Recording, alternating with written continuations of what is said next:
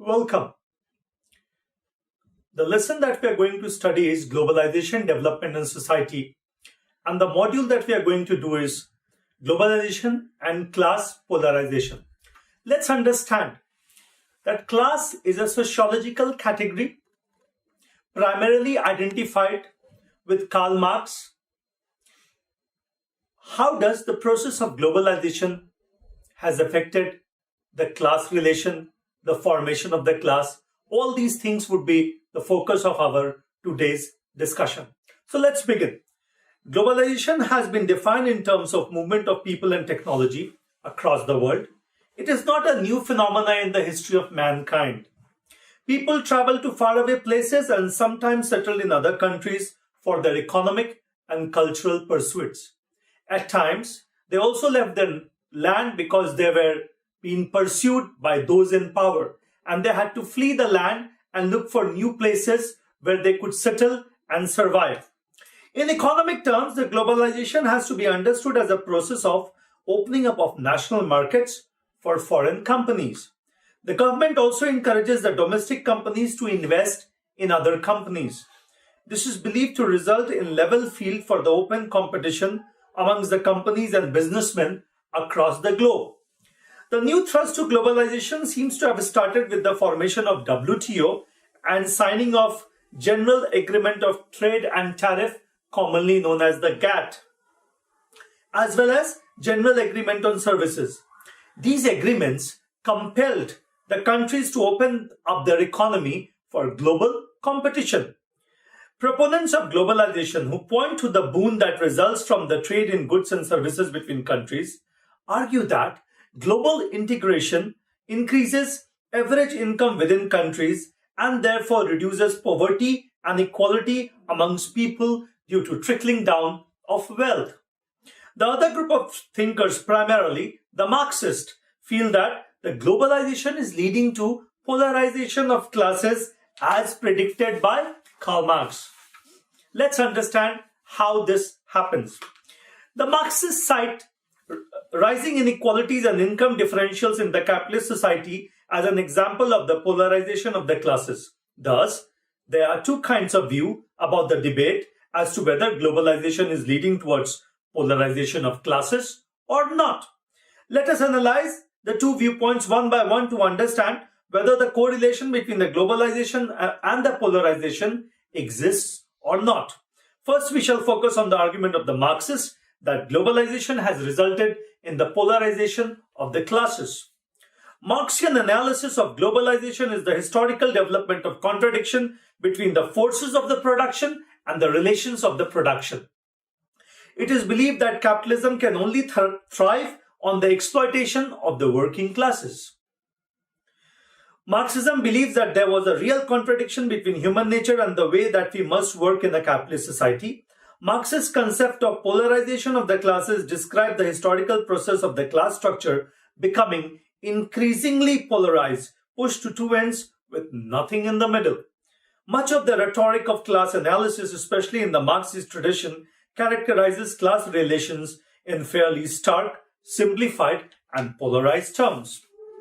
Class struggles are portrayed as battles between the bourgeois and the proletariat, between lords and the serf, between slave masters and the slaves. Marxism believes that soon classes will disappear and be absorbed either into the bourgeois or the proletariat.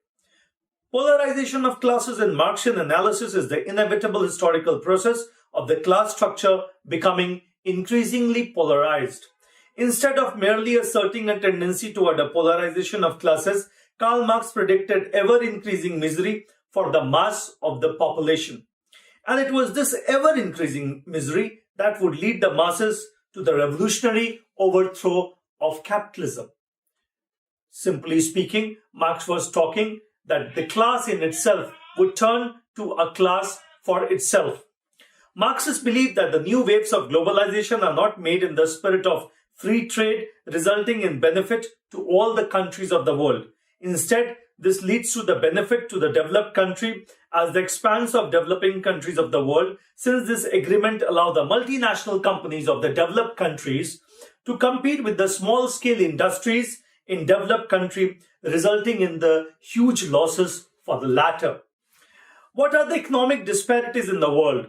According to various surveys, inequality is one of the key challenges of our time. Income inequality specifically is one of the most visible aspects of a broader and more complex issue, one that entails inequality of opportunity and extends to gender, ethnicity, disability, and age, among others. This affects all countries around the world. In developed and developing countries alike, the poorest half of the population often controls less than 10% of its wealth. This is a universal challenge that the whole world must address. Let's look at this slide, which shows the economic disparities of the world. If you would see the Gini index for the USA, it is 14.81, and for South Africa, it is 63.14. You can see the difference that is there as of the years. So, through globalization goes the argument the wages of a segment of the workforce increase, but the same doesn't happen for other segment. So the gap in between keeps on increasing. The wages of the segment of the workforce, which is usually low skilled and low wage workers, drop as a result of less demand for their skill, while the wages of higher skilled workers increase. The answer, says Muskin, lies in contrasting the benefit to an economy as a whole against the negative effect on a certain segment of workers.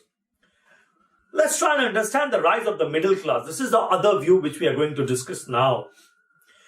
The antecedent for the view that globalization benefit all is typically attributed to 19th century British economist David Ricardo. While explaining the benefits of the trade as a result of industrialization and cheap transportation, primarily because of steamships and railways. The increase in volume of global trade and increase in wealth of nations seems to support the above view.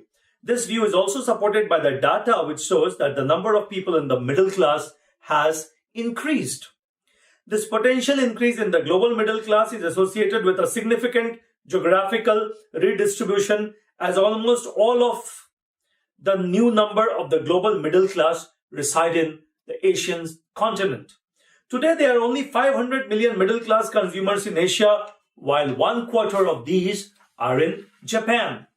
Within 20 years, there would be a six-fold increase to some 3.2 billion people.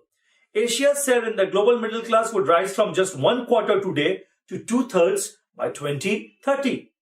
Meanwhile, North America and Europe could see their combined share drop from 54% to just 17%. Partly this reflects slow population growth in these regions, but it also reflects the fact that many people could graduate out of the middle class and become rich by 2030. The United Nations describe it as a historic shift not seen for 150 years. The new global middle class in China, India, and Brazil have propelled their economies to equal the size of the industrialized G7 country.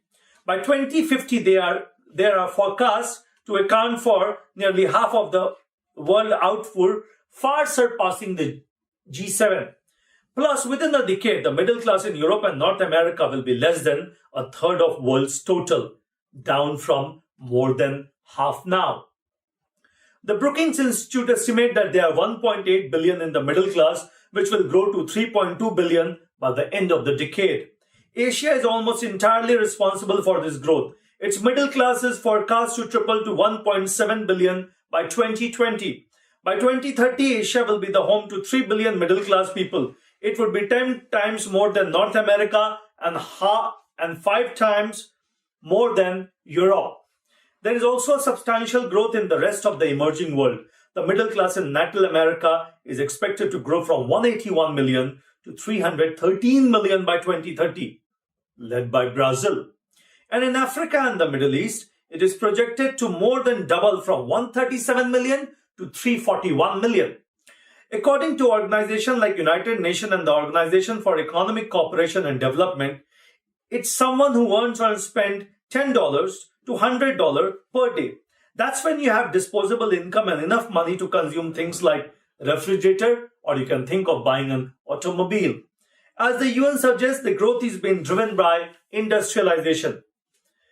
The Industrial Revolution of the 19th century transformed the economies of the Britain, the US and the Germany in big way. They gave a class which was the consumption class. They had money and capability to buy things off the shelf from the market. Thus, there was a huge market-driven economy in this country which led to their prosperity. The move from agrarian to industrial society generated income rises that created the middle class. With the disintegration of the Soviet Union and the China's entry into capitalism, Marx and his ideas on communism and class receded into the background. No longer was the class conflict believed to determine the course of the history. Instead, there seemed to emerge a prosperous era of free trade and free enterprise. The sweeping influence of globalization, which connected the most remote corners of the planet in financial bond, outsourcing and borderless manufacturing, offered everybody the opportunity to make money with the help of the capitalist tool of trade, entrepreneurship and foreign investment. Through this phenomena, the world was supposed to behold possibly the most extraordinary process of poverty elevation in human history, as capitalism seemed to be realizing its promised goal to ensure for everyone wealth and welfare. But that did not happen in reality. Instead, the global economy went into a long drawn-out polarization crisis in which workers all over the world faced joblessness, debt, and stagnant income. Thus, Marx's critique of capitalism being a system that is inherently unjust and self-destructive became more relevant in contemporary times. Marx had hypothesized that the capitalist system would undoubtedly give rise to the impoverishment of the masses when the world's wealth would land up in the hands of a greedy few, and this would result in an economic crisis and heightened conflict between the rich and the working class. The anti-globalizers provide statistics to show that rich are getting richer while the middle class and the poor are not. It is pointed out that this widening inequality is once again giving rise to class polarization and class struggle, as workers of the world are increasingly growing outraged and enraged and demanding their share of the global economy.